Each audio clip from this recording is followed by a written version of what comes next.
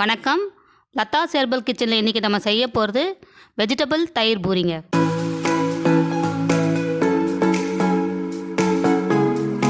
தேவையான பொருட்களுங்க: வெங்காயம் 1 பொடியாக நறுக்கினது, கொடைமிளகாய் 1 பொடியாக நறுக்கினது, கேரட் 1 துருவினது, நெல்லிக்காய் 1 துருவினது, கொத்தமல்லி 1 கைப்பிடி.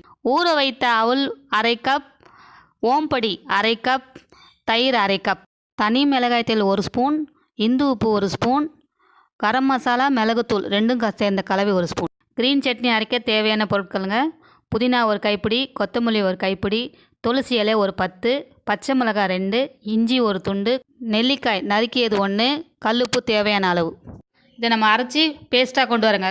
சட்னி அரைச்ச பேஸ்ட்டுங்க. பீட்ரூட் ஒரு 50 கிராம் எடுத்து நறுக்கி வச்சுருக்கேங்க.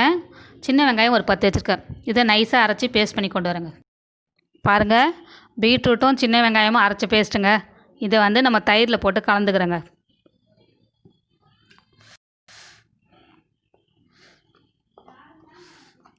பாருங்கள், பீட்ரூட்டும் தயிரும் கலந்து ரெடி பண்ணி வச்சுருக்கேங்க. வெஜிடபிள் தயிர் பூரிக்கு ஃபஸ்ட்டு நம்ம ஊற வச்ச அவுல் இருக்கு இல்லைங்களா, ஒரு 1/2 கப் போடுறேங்க.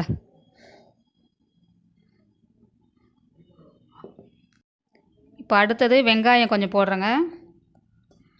கொடைமிளகா கொஞ்சம் போடுறோம். கேரட் கொஞ்சம் துருவுனது. அடுத்தது நெல்லிக்காய், துருவி வச்ச நெல்லிக்காய் போடுறேங்க. அதுக்கு அடுத்தது கொத்தமல்லி.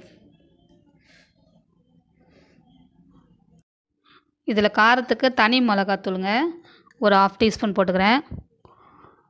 இது மிளகுத்தூளும் கரம் மசாலாவும் கலந்து வச்சுருக்கேங்க. அப்படி இல்லைன்னா சாட் மசாலாவும் போடலாம். இது ஒரு 1/2 டீஸ்பூன் போட்டுக்கிறேங்க. இந்து உப்பு ஒரு 1/2 டீஸ்பூன் போட்டுக்கிறேங்க.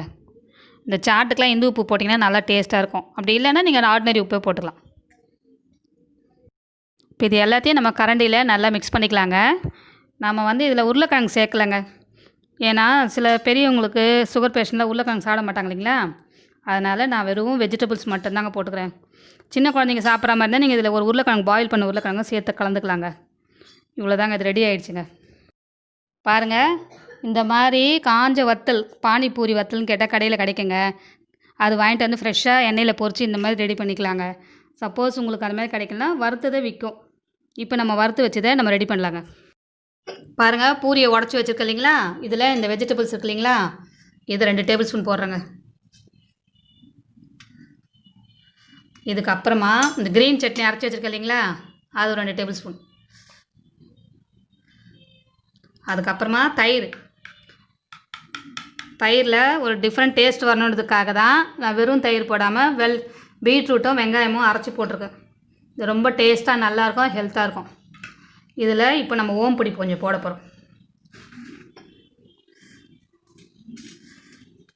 அடுத்தது கொஞ்சம் காரத்துக்கு ப்ளைன் மிளகாத்தூளும் இந்த கரம் மசாலா இருக்கு இல்லைங்களா, அது கொஞ்சம் தூவுறங்க.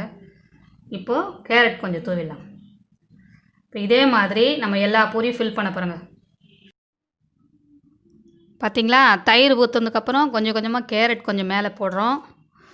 அதுக்கப்புறமா கொஞ்சம் துருவின நெல்லிக்காய் மீதி இருக்கு இல்லைங்களா, அதையும் நம்ம கொஞ்சம் சேர்த்துக்கலாம். அது கொஞ்சம் புளிப்பாக நல்லா இருக்குங்க. ஒரு சாட் மசாலா சாப்பிட்டா எப்படி இருக்கும் அந்த மாதிரி இருக்கும், ஹெல்த்தியாகவும் இருக்கும். இப்போ அடுத்தது இந்த மசாலா இருக்கு இல்லைங்களா, கரம் மசாலா, அதை கொஞ்சம் தூவி விட்டுடலாங்க.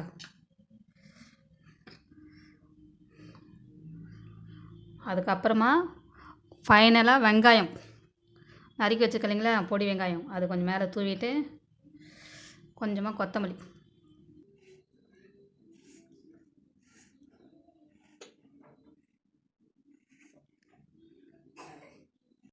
பாருங்கள், எவ்வளோ சூப்பராக ஒரு சுவையான வெஜிடபிள் தயிர் பூரி பண்ணியிருக்கேன் பார்த்தீங்களா. இந்த வெஜிடபிள்ஸு உங்களுக்கு பிடிச்ச எல்லா வெஜிடபிள்ஸும் நம்ம பச்சையாகவே போட்டிருக்கோங்க. அது மட்டும் இல்லாமல் இந்த பூரியில் உருளைக்கிழங்கு பதில் நம்ம அவுல் போட்டிருக்கோம். அவுல் ரொம்ப சத்தானதுங்க, ஃபைபர் கண்டென்ட் உள்ளது. அதுக்கப்புறமா நம்ம இதில் என்ன சேர்த்துக்கோம், தயிரில் பீட்ரூட் போட்டிருக்கோங்க. இந்த பீட்ரூட்டு ரொம்ப ரொம்ப ஹெல்த்தானதுங்க, அயன் கண்டென்ட் அதிகமாக இருக்குது. இதெல்லாம் கலந்து நம்ம சாப்பிடும்போது ரொம்ப சுவையாகவும் டேஸ்டியாகவும் இருக்குங்க. நெல்லிக்காய் போட்டிருக்கோம்.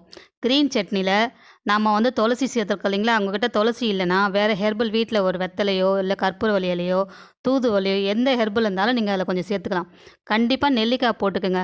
ரொம்ப டேஸ்டியாக இருக்கும், எம்மியாக இருக்குங்க. இந்த மாதிரி ஒரு சத்தான பூரியை நீங்களே செஞ்சு சாப்பிடுங்க. சத்தானதாக சாப்பிடுங்க, சந்தோஷமாக இருங்க.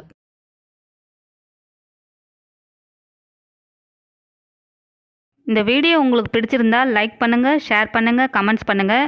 லதாஸ் ஹெர்பல் கிச்சனுக்கு சப்ஸ்கிரைப் பண்ணி பக்கத்தில் இருக்கிற பெல் பட்டனை ப்ரெஸ் பண்ணுங்கள். நன்றி, வணக்கம்.